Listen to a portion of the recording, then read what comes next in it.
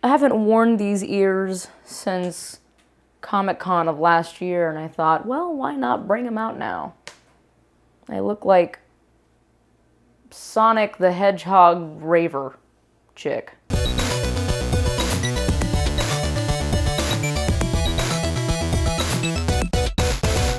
Us 90s kids are a pretty nostalgic bunch, but you can't look back on the 90s without thinking about balls. Colorful ones, the ball pits.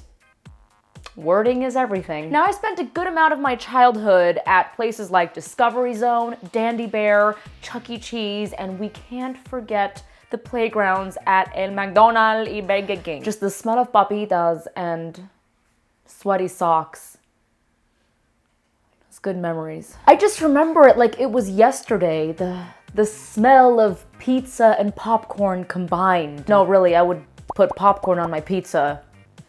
It was a thing. Plastic slides and the burns you'd get from them, but they were so worth it. The screeching sounds of cowardly children who just really couldn't hack the big kid obstacles. There was one obstacle in particular that existed at Discovery Zone, and you basically have to make this long line through this narrow frickin' tube. When you finally get to the end, after waiting a long ass time, you hold on to these two handlebars and you basically zip line. Beneath you, there's all these like soft, cushiony, foamy things, so you don't break your ass. And all the kids are just there squeezed in, and there was always that one kid who would just freak out, refuse to do the zip line, and then turn his ass back around. It wasn't comfortable. There were many butts in my face, butts and socks. And I mean, you couldn't really get over that overwhelming smell of sweaty socks.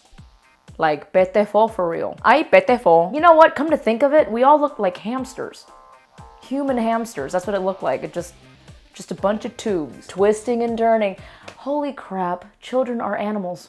I'm having a weird epiphany right now. They would have like little windows on the tunnels to make sure that you're not dying in there and suffocating. And then like the sounds. You know what I loved? I loved the sound of the token coming out of the machine. It felt like I was in Vegas. It's like childhood Vegas. You just really feel like you won something, even though it was really you forcing your poor parents to cough up more money so you can play games that would give you like a couple tickets, and then you'd walk away with one of those little monster things that would hang off your finger, and you would probably lose the next day in school because you're an idiot. Like, bring it to show and tell, and then like at the end of the day you're like, where'd it go? And that's the other thing too, right? Like, there was the prize room, right? It looked freaking epic. Like, you look at it and you're a kid, right? So you're thinking like, this is possible. You see the Nintendo gear and the giant stuffed animals and the shit that is virtually impossible to win. You would either have to be a pro at skee-ball or just be filthy rich and have nothing better to do with your money and spend thousands upon thousands of dollars until you can afford enough tickets to win you that stupid bear that no one... But of course, as a kid, in your kid head, you're like, wow, if I play this game, I could win that... Like, no, you can't. I'm gonna tell you right now, kids, if you have somehow stumbled across this video, I hate to be the killer of dreams here, but it's not gonna happen. You're just gonna go home with a bunch of stupid ligas, some pixie sticks, and a bouncy ball that's gonna get stuck somewhere in your couch. So there's this game, I don't know if it was alligators or crocodiles, let's just say crocodiles, and it was kind of like whack-a-mole, except there were these gators who were super aggressive. Sneak out, sneak back in, sneak out, and then it got insane, right? So you just like hit them. One time I think I almost broke it because I was overachiever. It just got a lot of that aggression out, that 5th grade aggression. Another cool part, and I think this was only a Discovery Zone, where if it was your birthday, you also got a special treat. They'd stick you in a glass box, a glass case of emotions. All of a sudden, like this big gust of wind would appear, and it was like a tornado of tickets, and my greedy ass was like, oh my God. So I would just try to like get, like, it really felt like heaven. And then last but not least, because I have to mention this, are the creepy animatronics that looked like they were possessed by the souls of dead children. Oh, that's already been done?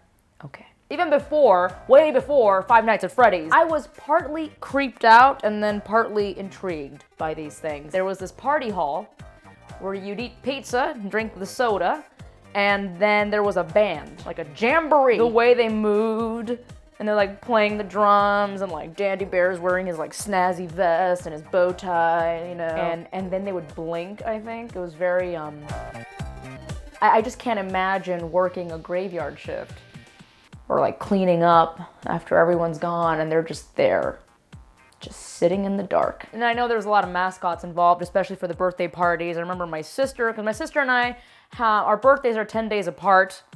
6 years apart, but 10 days apart. She's October 20, I'm October 30.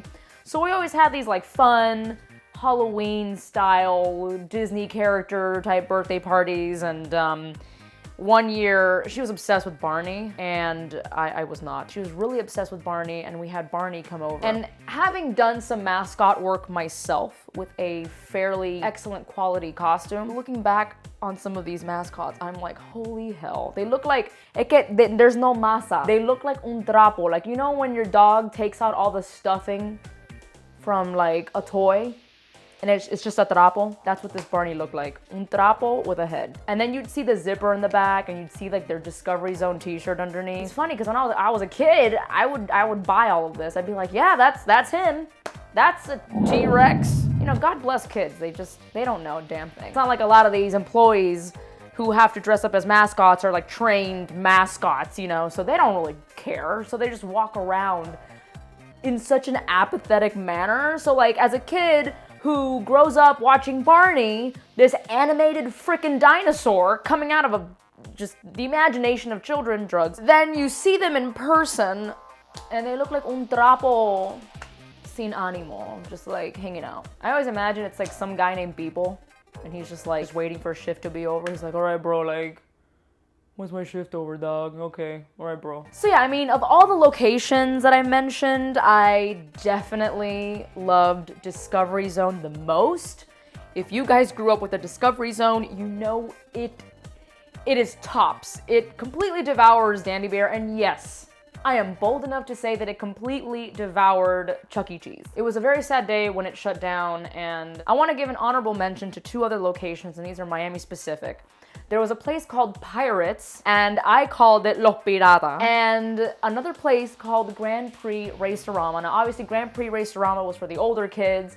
There was go-karts, and I think there was like mini golf and like arcades, and that was like the place to be in middle school. Oh, and I have actually one more shout out to Ultrazone. It was an epic laser tag center, walking distance from my house. And for the past 10 years, it has been a sex shop.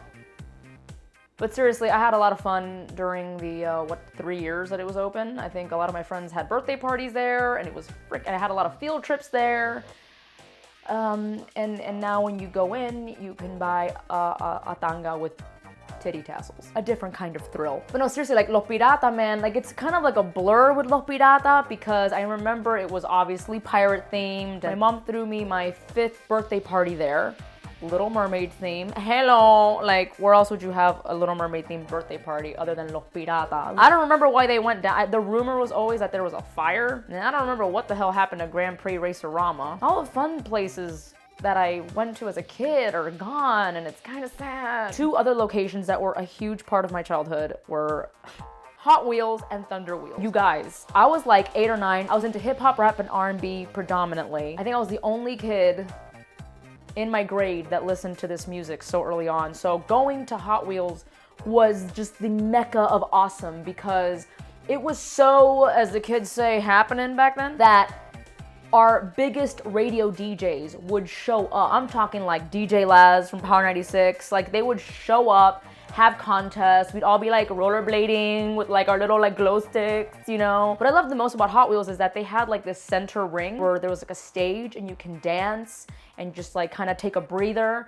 But for the most part, that area was used to like get down. That was when the Macarena was a big hit. That is when the Spice Girls and like just TLC, Boys to Men, Coolio, like you'd go to the middle stage and you'd be like, I'm very competitive, so when it came to like the competitions that they would hold at these rinks, there was always like a period where they're like, all right guys, time to line up. Time to play red light, green light. I didn't care what the prize was, I just wanted to win. The problem was, I was a very fast rollerblader, but I never taught myself how to stop. You see the problem here? It's called red light, green light. I could do the green light, I couldn't do the freaking red light. Instead of learning how to properly stop myself, you know, with the brakes at the back, they would say green light and I would just haul ass, right, to the finish line. And then when they would say red light, I would straight up fall on my knees, which counted somehow. And I actually did win a couple times, and by the time I got to the finish line, shouting victory, my knees were horribly scraped. Like I lost like a layer of skin. It always turned out that the prize was like a freaking glow stick. It was never anything amazing. It was never like free pizza or like, I don't know, like unlimited tokens for the arcade. No, it was a freaking glow stick. Una porqueria. I would try to keep them alive as long as possible. I'd stick them in the freezer. They would say, oh, keep your glow sticks in the freezer, it'll last longer. Those glow sticks have a very short lifespan. Okay? And I don't think I ever did teach myself how to properly brake. Gosh, why don't these things exist anymore? I'm an adult. They should make an adult Discovery Zone.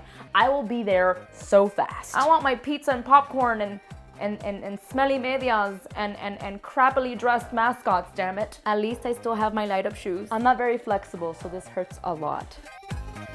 So what were your favorite places growing up as a kid? Share with me in the comments below. I love you. Never grow up. Bye.